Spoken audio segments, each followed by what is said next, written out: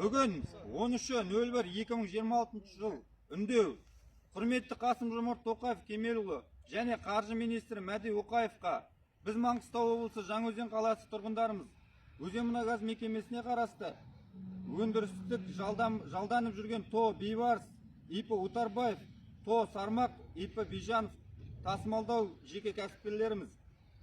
Бұл салаға жұмыссыздықтың себебінен амалсыз барып отырмыз. Жанармай көлік бөлшектері күннен күнге қымбаттап, онсыз да әр басымызда кредитіміз бар, барлығын өз қалтамыздан төлейміз. Салықты заңды төлеп келеміз. Үкімет тарапынан ешқандай жеңілдіктер қарастырылмаған. Алайда мына салықтың 10%-ға өсуін біздің жағдайымыз көтермейді. Бұл салықты қайта қарап, бұрынғыша қалдырмасаңыз, біз кәсібімізді жабуға мәжбүрміз. Осы кезге дейін үкіметке масыл болмадық. Жанармай, азық-түлік күн санап қымбаттауда. Бізге бала-шағамызды асырау үшін тұрақты жұмыс тауып беруіңізді, немесе салық төлемін бұрынғы бағамен қалдыруыңызды талап етеміз. Бізге 22 қаңтарға дейін жауап бермесеңіз, жұмысты тоқтатуға мәжбүрміз.